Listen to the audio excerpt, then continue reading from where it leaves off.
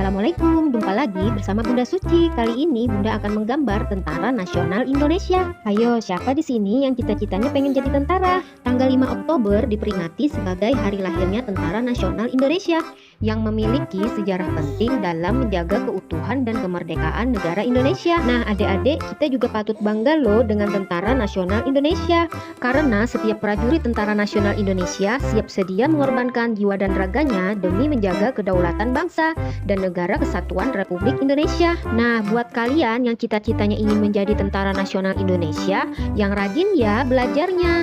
Jangan lupa sholat dan selalu berdoa, taat kepada orang tua dan guru. Semoga cita-cita kalian tercapai ya. Sekarang kita lanjut ke video tutorialnya. Ikutin terus videonya sampai selesai.